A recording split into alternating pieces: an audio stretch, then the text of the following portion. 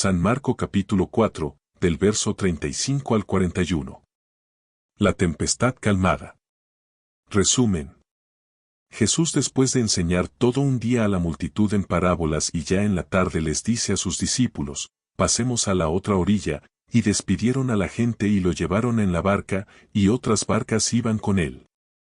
De pronto se levantó una fuerte borrasca y las olas invadían la barca, de suerte que estaba a punto de hundirse, mientras Jesús se encontraba durmiendo en la popa, sobre un cabezal. Lo despertaron y le dijeron: Maestro, ¿no te importa que perezcamos? Él, habiéndose despertado, increpó al viento y dijo al mar: Calla, enmudece. El viento se calmó y sobrevino una gran calma. Entonces les dijo: ¿Por qué están con tanto miedo? ¿Cómo no tienen fe? Ellos se llenaron de gran temor y se decían unos a otros: ¿Quién es este que hasta el viento y el mar le obedecen?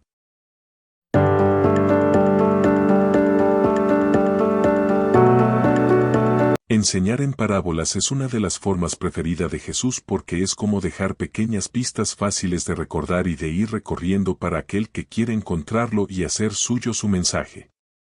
Es una forma gráfica de llevar su mensaje utilizando cosas comunes, conocidas y familiares para crear la inquietud en aquel que quiere encontrar y entender su mensaje.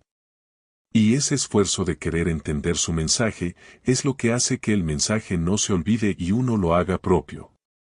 Porque se convierte en el resultado de un esfuerzo y de algo que yo encontré siguiendo las pistas que Jesús me va dejando. Además, las parábolas no son aburridas ni monótonas, porque fijémonos que hoy mucha gente escuchó su mensaje durante todo el día, sin sentir cansancio ni aburrimiento.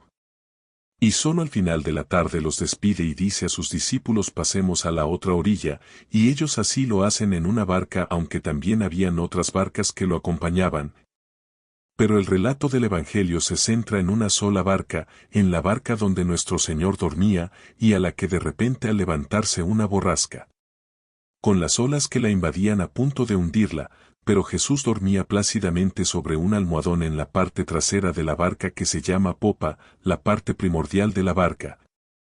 Porque la popa es el sitio de ubicación del timón, que da la dirección y rumbo a la embarcación, sitio importante que mantiene la estructura de la embarcación y la estabilidad.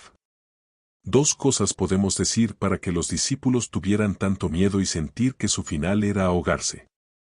Ellos, como ribereños del mar, conocedores del mar, sabían esas dos cosas y eran las que les preocupaban y les hacía sentir que la embarcación se hundiría y ellos se ahogarían con toda seguridad, tanto que recurrieron a Jesús.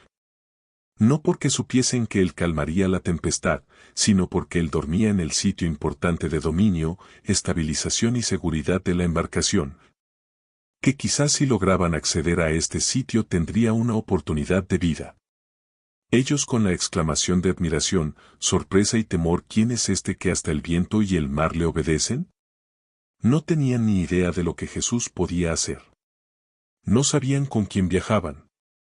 Ellos querían llegar al sitio de popa, para poder intentar tomar el dominio de la barca desde allí, porque era de donde se realizan las maniobras para salvar la embarcación, pero el cual estaba ocupado por Jesús y durmiendo.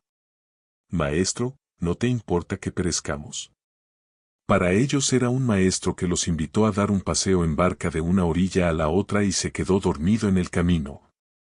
Y ahora ocupa el lugar preciso en donde se pueden hacer las maniobras para tener un chance de sobrevivir. Maestro, ¿no te importa que vayamos a morir?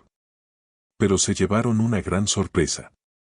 La segunda situación que los discípulos sabían por ser conocedores del mar y de las embarcaciones que usaban, era que sus barcas no estaban diseñadas para navegar bajo condiciones climáticas adversas como una tormenta, vientos fuertes o tempestades.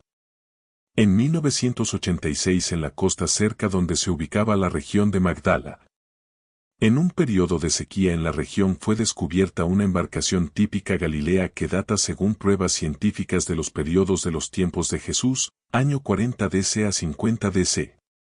La embarcación está actualmente en el Museo de Yigal Alon en Israel y mide 8,2 metros de largo, 2,3 metros de ancho y solo 1,3 metros en su parte más alta, con un fondo plano que son características para facilitar faenas de pesca cerca de la orilla, y están restringidas para realizar pesca mar adentro por su poca altura en condiciones climáticas adversas como tempestades. Por eso la narración del Evangelio dice que de repente se desató una tormenta, porque si los discípulos se hubiesen percatado de una tormenta no se habrían embarcado con toda seguridad. Y esto es el segundo aspecto que les preocupaba y que llevaría a hundir la barca. Ellos sabían que no era una barca que pudiera soportar las malas condiciones climáticas. Ante la muerte inminente, despertaron a Jesús, y él hizo tres cosas: increpó al viento, le habló al mar y reprochó el miedo de los discípulos que viajaban con él en la barca. Jesús increpó al viento, pero le habló al mar. Pero porque regañó al viento y le habló al mar. Pero porque regañó a uno y al otro le habló. Porque el factor importante para que se formen las olas en el mar es el viento. El viento es la causa principal que se formen las olas. Las olas en el mar son una consecuencia principalmente del viento. Por eso Jesús le dice al mar: calla, enmudece, y al verdadero culpable de la formación de las olas lo regaña, lo increpa, llegando una gran calma. Dios sabe dónde actuar, a quién increpar para que se calme la situación que nos atormentan y asustan. Nosotros, al igual que los discípulos, vemos las olas y su fuerza que nos hunde y nos ahoga, pero al viento, que es el que no vemos, y que es el que da la fuerza a las olas para que nos arrollen, de ese se encarga Dios. La fuerza que nos sacude y que no vemos, Dios las controla, pero nos dice: no tengan miedo, tengan fe, porque en Isaías 41, 9-10, está escrito: eres mi siervo, te he elegido y no te he rechazado. No tengas miedo, que yo estoy contigo, no desconfíes, que yo soy tu Dios. Aunque pienses y sientas por momentos que estás solo en este paso de una orilla a la otra, de esta vida a la vida eterna, Jesús te dice: pasemos, que, aunque parezca que duermo, aunque parezca que no me importa tus sufrimientos, yo estoy atento siempre para que no desfallezcas y no mueras ahogado en el mar de este mundo. Es un viaje con tormentas, sacudidas fuertes, un viaje difícil, con tristezas, soledad, desilusiones, limitaciones, enfermedad, pero no sientas miedo, llénate de fe. Yo parezco que duermo, pero estoy contigo en la barca, y no te abandonaré nunca por más que por el miedo tú me abandones a mí. Amén.